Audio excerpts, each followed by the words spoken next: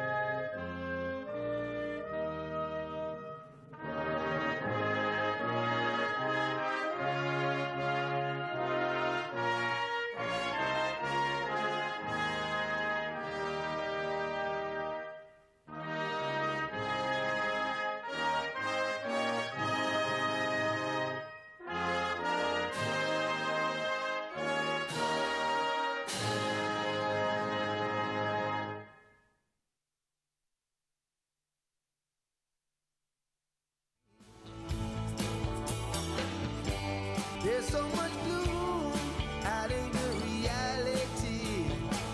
It's just a beautiful day. Yeah, it's a beautiful day. It's just it's a beautiful day. Yeah, it's a beautiful day. It's just take a look into the sky.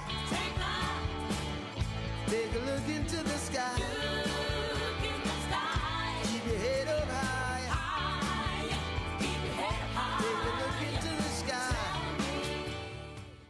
Well, you know the music. It is time to get tied on for this live Thursday edition of Gulfstream Today. Acacia Courtney, Jason Blewett alongside, live from our paddock set studio. Beautiful day here in South Beach, Hallandale Beach, Gulfstream Park, as we settle in for another 10-race card. We do indeed, and we're moving right along with this week. Of course, we do have a great weekend of racing coming up. There will be some guaranteed pools on Saturday, of course, highlighted by the Grade 1 Gulfstream Park Turf.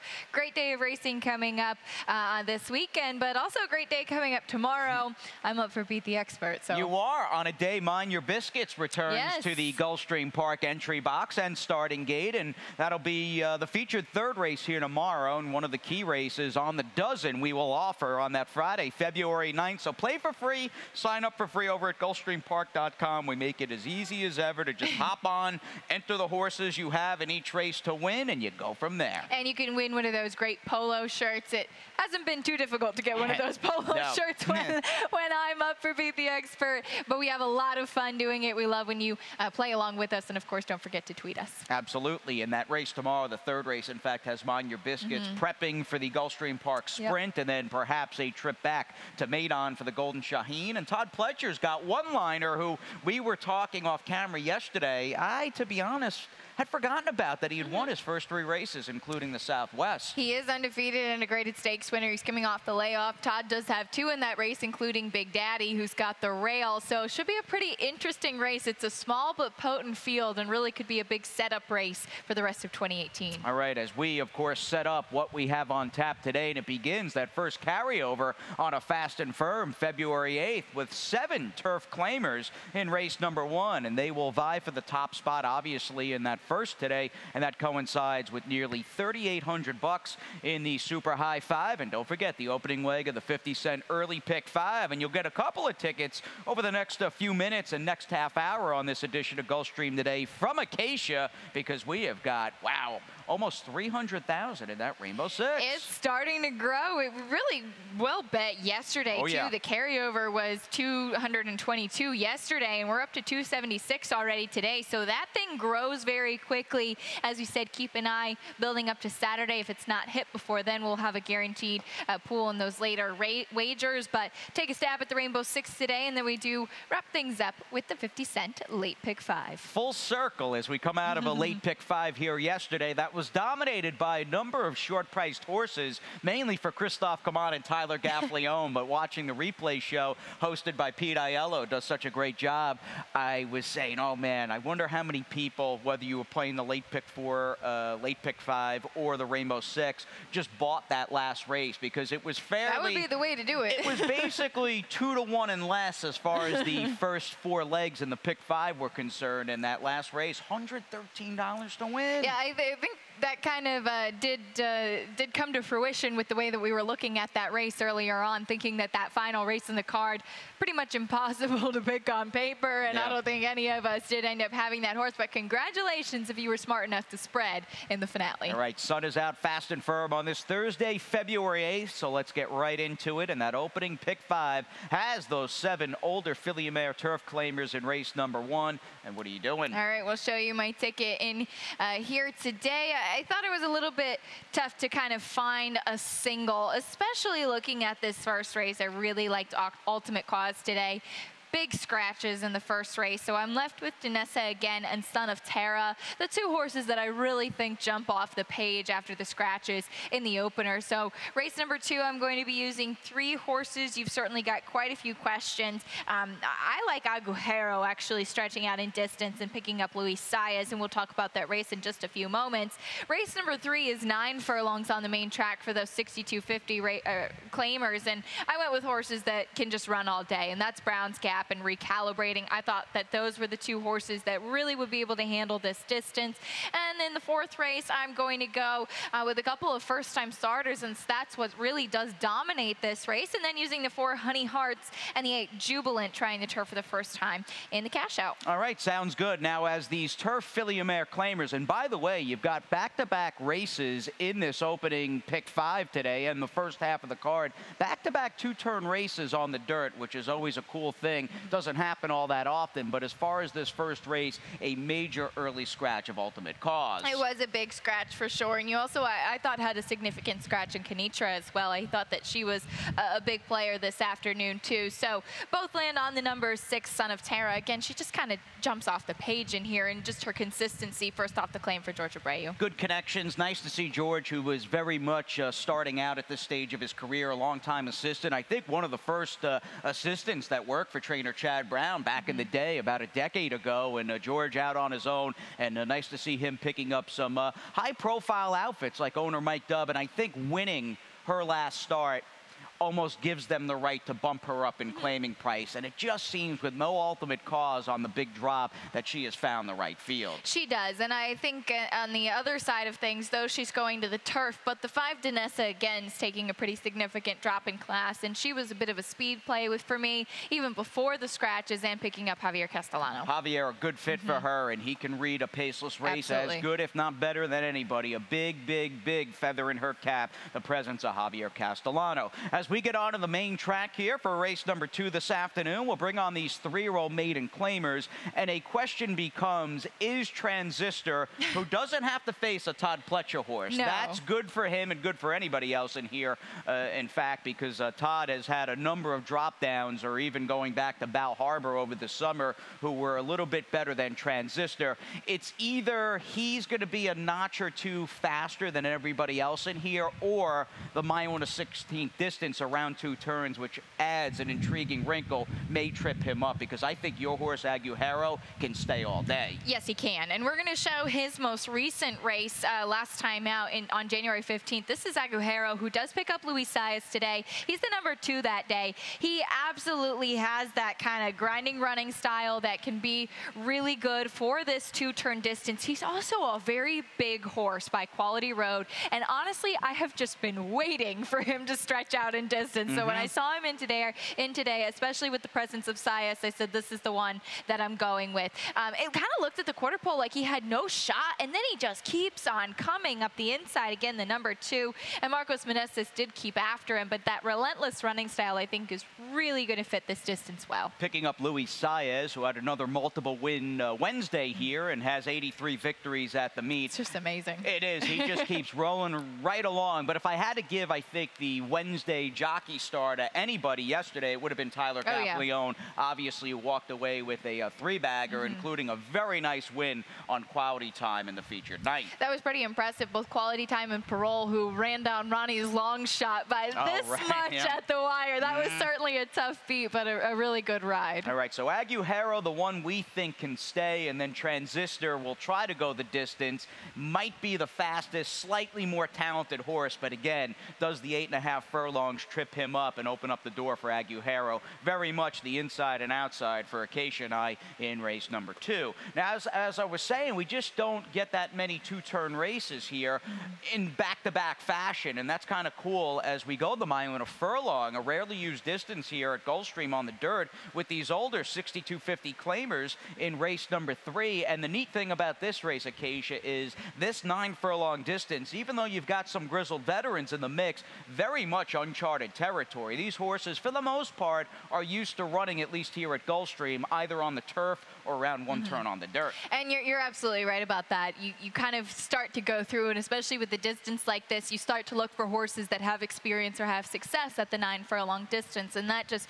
it doesn't really show up in this race. Of course, the Pegasus World Cup run at that 9 furlongs, not really something that we see too much of at Gulfstream. Now, like I said, my theory was looking for horses that I thought could run all day. You look at Brown's Gap, that's the horse that I landed on for Saffie Joseph Jr. And it's important to remember that the 1 mile and 70 yards at Gulfstream Park West is a 2-turn race, and he won that by 9 lengths. And yes, it was the non-winners of 3. They stepped him up. He certainly has some dirtied up form in his last couple, but he gets Nick Juarez once again. He's working well, and again, he can stay that distance. And he also seems a little inconsistent and erratic, so it is 6250. Exactly, and that's why I don't fully hold his last couple against him, even though they look ugly on paper, because he's shown the ability really for no rhyme or reason just to turn things around and show up and run very well. He's a major player today, and as he squares off against the 4L Cyclone again, I think this gelding by Proud Citizen, who I picked on top, just there's something about this 2-turn scenario that he relishes. He doesn't have many showing on his current resume of PPs, but he's a 2-turn horse, and obviously I think proved that 2 starts back when he beat Summerscamp, who returned to win here last weekend. Certainly flattered by that, and his last race was okay going the mile. I too think that he's better going the 2 turns. He has some prior 2-turn turf experience, as does Recalibrating, who's just got that relentless, again, that relentless grinding running style. And I think that both of those horses with those prior turf form might be suited well here. All right, as we move on to race number 4 on this February 8th with the sun out, we bring on a group here very much dominated by unknowns, even that comment you used in your early pick 5. It is a race dominated by first-time starters, and we do go with the field of 5. We had a couple of defections out of race number 4, and I think just reasonable, logical thinking says, even prior to the scratches, that the 5 Mi Chiquita is going to come out running. Here's a Majestic Perfection filly who was an original $52,000 yearling buy, later pinhooked out of a good 2-year-old sales breeze last March for $140K. And the fact that Jose Ortiz is riding for Jeremiah Englehart, she, to me, is screaming, hey, I'm live, and I think most people are going to actually see that. She certainly could be a short price in here, and as you said, it's dominated by firsters. The one Materium has to deal with the rail, which I'm really not crazy about in here, but looking at the way Mi Chiquita has been working, she's nicely bred by Majestic Perfection. As you mentioned, all 4 of her siblings were winners. One of them was a graded stakes winner in Trouble Kid. And then, as we said, you've got Materium, who the dam for her, frisk her, was very precocious. She was 2 for 4 at 2 and has produced 4 out of her 5 foals to run have won. So there's certainly good pedigree there. Just got to deal with that inside post. And she is a street cry. I know this race isn't 5 in the summertime, time, but maybe she'll need a race or two to really, realize her full potential as she debuts for Kelly Breen and Nick Juarez. And wrapping up, and I don't think this is a race in which horses that have experience, the two that do, will be bet underneath the three firsters. You're likely looking at the first three choices between Materium, Meet Chiquita, and then the Midnight Loot firster and Dixie Licious, who's got Dale Romans and Luis Saez. Although this one's pedigree, there just wasn't a heck of a lot of proven quality per se on the female side. No, she's the first foal out of an unraced mare. And speaking of pedigree, she's going to be a big price with the 4 Classy Shackles now in the barn of Jose Garofalo, actually the full sister to Malagasy. So pretty interesting. A lot of layers in this race, but I too thought that the firsters were going to be a bit stronger. All right, as we take a little breather, just a 10-race card, that means we've got a Rainbow Six to talk about, and we'll do so after this quick break. At ExpressBet, we celebrate the champions that make horse racing great. That's why we provide more ways to bet from more places than ever. We've built an entire family of brands to give players more of the rewards they deserve, give bettors the information they need to win, and provide a community for horse bettors. Because the best way to support the champions of horse racing is to champion horse racing. ExpressBet, we are racing. Pennsylvania, proud of our growing breeding and racing industry. Tens of thousands of jobs with a massive economic impact. Now, North America's most lucrative awards program will pay a 50% breeder award for PA-sired, PA-bred maidens who run first, second, or third, with 25% for non-PA-sired PA-breds. Plus, up to 40% in owner bonuses, 400-plus restricted races, and our program has paid out $30 million for the 6th straight year. Breeding and racing in Pennsylvania. It's a winner. And we're back trying to come up with some winners on this live Thursday edition of Gulfstream today. As you can see, beautiful afternoon here in South Florida. Keisha Courtney and Jason Blewett, good to have you again as we settle in for the Rainbow Six. And we picked up about 55,000 in that carryover department yesterday. They're just rolling along in the rainbow. It really is rolling along. Steadily growing is that carryover, and we'll show you my ticket today. Now, keep an eye out today and tomorrow. If it's not hit before Saturday, we'll have a big guaranteed pool on Saturday with those stakes. But you've got $276,000 just to start. I'm using the same 2 horses that I used to cash out my early pick 5. The 4 Honey Hearts looks really logical, though she'll probably be a very short price, and I'm not really quite sure what we're going to get from her today. I'm intrigued by Jubilant trying the turf. Going with 3 deep in race number 6, that's a really nice race. You've got Chad Brown represented by a couple in here and a first-time starter, and Battle of Blenheim to the inside with experience. Also, Daddy's Cozy looks pretty strong on the outside. Going with 2 horses in the 7th, that might be one where I'm a little bit light, but Platinum Prince and Super Spender look to be the strongest to me in that race, but a nice competitive field for sure. 2 deep in race number 8, and the 9th, excuse me, is where I wanted to spread. You've got a couple of horses coming out of a race last time out in Hangry and Indian Scout. Just really interested as to how the race is going to play out. We'll see what we get from King Power again on the drop. And then hopefully we make it to the nightcap. The 5 Captain Carroll and the 11 Order In on the outside will do it for me. Order In might just be the favorite in that race beneath Erod Ortiz. A good effort last time out. In fact, an effort that looks a lot better than just about anybody else in that 10. The question becomes, though, is there anybody in there that might take a step forward today? Keg Stand was one of the ones I used, and maybe somewhat fitting on the day the Philadelphia Eagles have their parade in downtown Philadelphia. I'm sure a lot of fun going on a little north of us, few thousand miles. Now, as far as this opening leg of Thursday's Rainbow, you and I landed on the same horse, I think for the same reason. And if you're looking at the cut of the number 4 Honey Hearts, good effort, good effort, good effort. All those good efforts at 5/8. They tried her last time at 7.5. She didn't stay, and now I think they're just getting her back to a distance that seems just way more appropriate. It does, and maybe that stretch out kind of put a little bit of a good prep in her to turn back in distance. Hopefully that kind of helps sharpen her up a little bit. She picks up Miguel Vasquez this afternoon, and just a slight drop in in Class 2. She's certainly taken a fair bit of money throughout her career. She is 0 for 7, but I just really think that she meets the right field today and gets back to where she's most comfortable. Now, the number 8, Jubilant, who I see you have in second as well, she's a half-to multiple graded stakes place horse named Warmonger, who was a 4-time turf winner. And just looking at this filly, and you know I've been a fan of her for a while, I really did think that she would be able to handle the turf really nicely. Yeah, I think she's going to run well today. And I do think next to Honey Hearts, she has done the best running in this 5th race. And there is good reason. I know the dam's a little up there. She's 23 years old. And Warmonger and even the likes of Brickell, who are both in the family, they raced quite a few years ago, quite a few number of years ago. But still, good spot for Jubilant to try the turf this afternoon. And very much in agreement as I take the 4.85, Keisha with the 4.82 in race number 5. And it is 5 down and 5 to go as we get on to the second half of this February 8th program at GP. And this late pick 5 does kick off with a very good race. I think my favorite race on the card. You've got 2 for Chad, 2 by Scat Daddy, and then the Mike Matz horse on the outside and Daddy's Cozy. Using, like you, all 3. I opted, and I feel pretty comfortable calling a class edge with Platinum Prince in race number 7 today. He's done some good things sprinting on the turf, and I do believe any one of his 2 efforts this meet at Gulfstream for trainer Michael Tomlinson, good enough to get the job done. The 8 gave me fits. I feel as though, and if I was trimming horses, I might just use the 6 and 7. But I also wanted Guidonia, who's a new face and has a good post, and the number 2, Little Bridge, who's dropping in class. But there's no denying that LA House and Venezuelan Forever both look very well intentioned. 9th race today sees me going 3 deep, every bit of the 1, 3, and 4.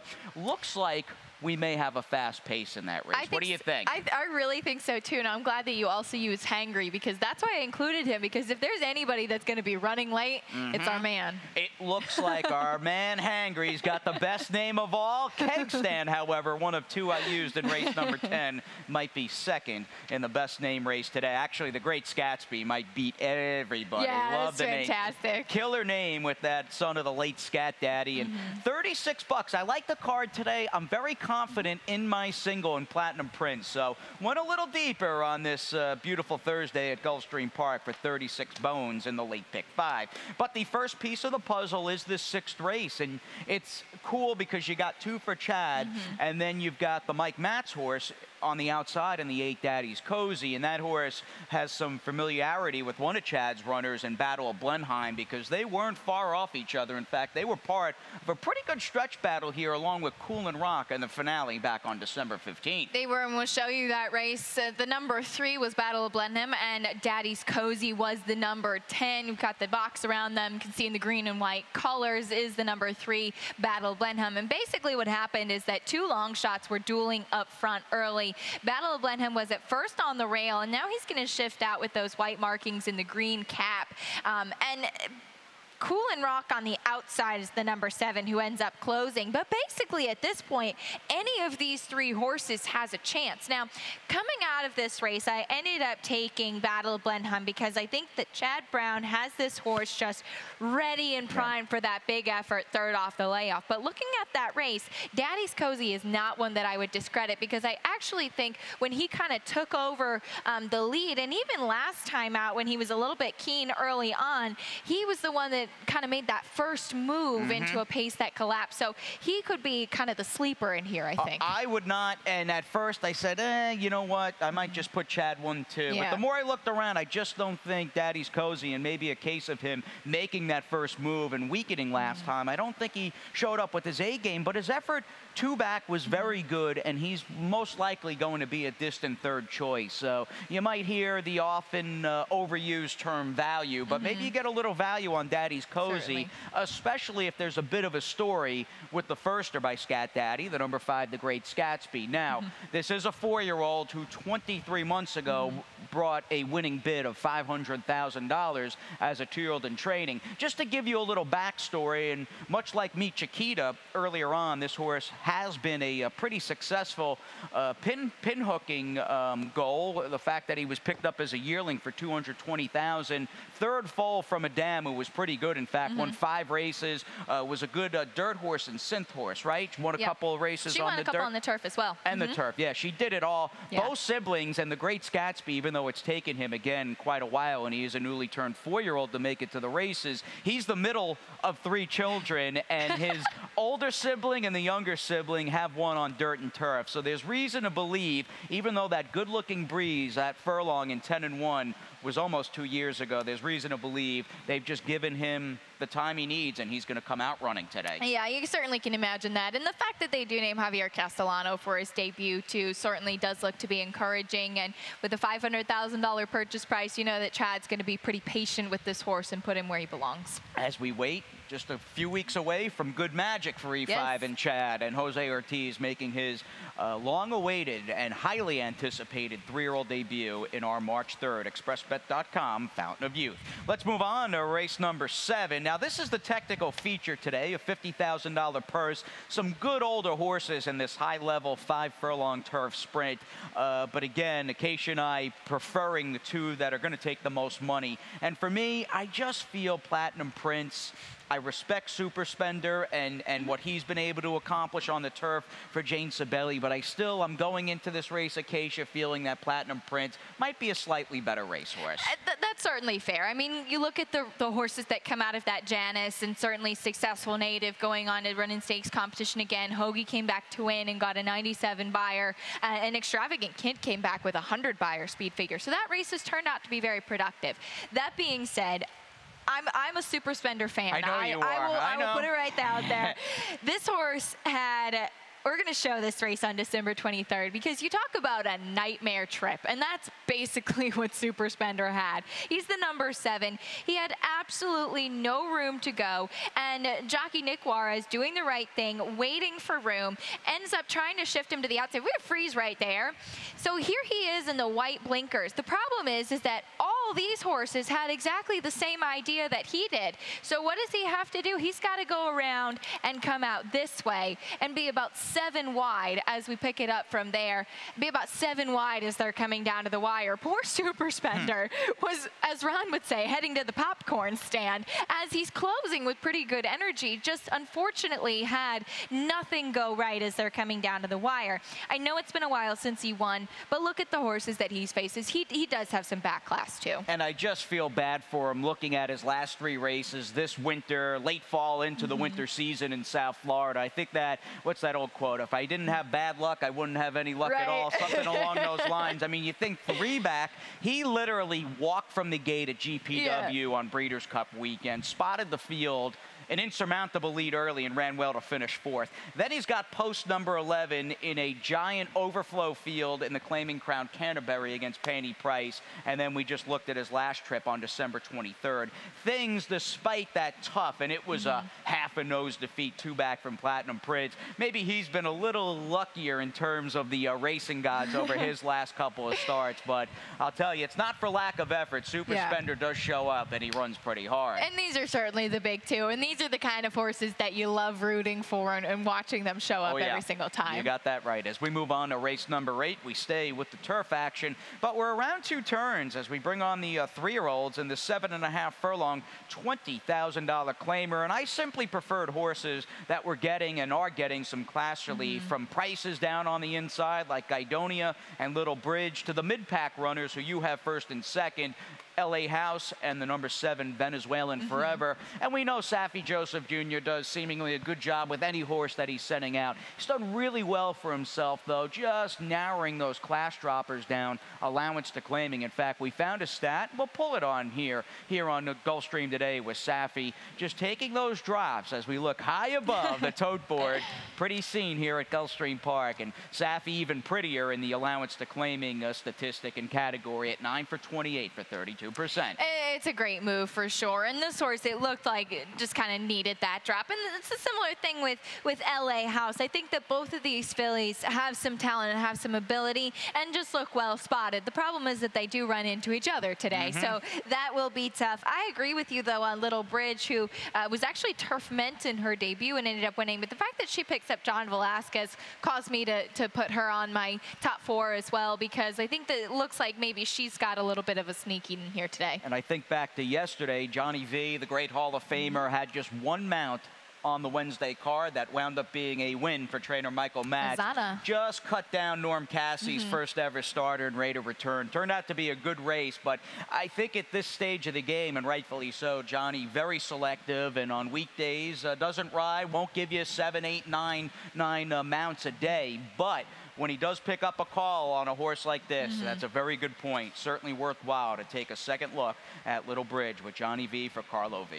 Johnny V for Carlo V. I like it too. Let's move on to race number 9. Final dirt race on this February 8th at Gulfstream Park as we bring on the 6250 claimers and a big bulky field. And the one trait that seemingly goes from the inside, well, not the inside because Hangry's on the rail, but more often than not as you work your way through the tactics and consistent running styles of just about everybody in this 9th race, you've got horses that either like to really lay it down towards the front of the pack or horses that really just prefer to be up in that first flight. I don't see how we don't get a screaming pace early in this one. I think so too, and I think Little Matt is going to get the perfect trip, and I guess that's why we both landed on this horse. He's just going to be right there and be able to pick up the pieces, and we've talked about this before. When Victor Barbosa puts a Misael Jaramillo on a horse, and I know he was beaten as the favorite last time, but keeping Jaramillo up today just looks like they're really well spotted. But you do have Hangry and Indian Scout coming out of the same race on the 21st, and we'll backtrack to that race. And just to highlight what Jason was talking about with the pace, Indian Scout is a horse that's been very good, but there he is, the number 4, way ahead of the rest of the field, and Hangry's at the back, so we'll let it go from there. And the interesting thing is, and yes, Indian Scout ran a huge race because these two horses with opposite end of the spectrum as far as trips ended up dead heating in here. So I think that this is certainly a race that you have to keep an eye on. Indian Scout way out at the front, and if we freeze right there, here's Hangry closing very, very late. There he is. Blinkers. Just the one that keeps on coming like the Energizer Bunny. So we'll let it go from there. But Indian Scout going to be a big part of the pace today. He is, and I'll tell you, the likes of King Power and even the horse that I put second, Lemon Royal, who's taking a stretch out, won't make life easy for Indian Scout on or right off the lead. And this was nearly a 4-horse photo finish. At times, you're reminded, and that race proves it, just how hotly contested that 1,200 or so feet from the far turn of the finish line is here during the home stretch runs at Gulfstream Park. A good race. Hangry, no doubt, can pick up a piece, but Little Matt, boy, it looks like he's just going to work out the trip. Barbosa and Misael. As we wrap things up here with the nightcap, race number 10, these are 3-year-old maiden claimers and the last 20K maiden claiming tags at 7.5 furlongs. To me, it was either Kegstand hopefully improving second out, and again, the Super Bowl and Philly and the parade and all that could be fitting for him, absolutely, with Jose Ortiz and the nightcap for Eddie Keneally. But they've clearly got to get around, although we picked against this horse in the W column. Orderins last behind Gator Girl, I think is the best looking turf race of the bunch going into race 10. It does seem to be, and she took a big step forward with the addition of Lasix and blinkers last time out in her debut race. She got really warm, really distracted, and I think that was well spotted last time. I did land on the number 5, Captain Carroll, kind of going through horse by horse in here. The 4 keg stand figures, but with Eddie Keneally on the turf and second-time starters going maiden special weight to claiming, he's 0 for 8 in the last 5 years, which really surprised me, and 5 of those horses were here at Gulfstream. So I took a stab with Captain Carroll, who's got to prove that she can do that race again because she was a huge price with an outside post, but maybe second off the layoff and second at this level. All right, as she starts for trainer Joe Orsino in the Generazios. Can't miss their silks, that's for sure. Can't miss the nightcap either. We wrap things up with a field of 11, but the good news, that's a long ways off. 10 races today, we're just getting underway. So what's on deck? We've got Ron Nicoletti and a man by the name of Pete Aiello coming up with scratches, right? Yeah. And we'll see everybody a little before race 1.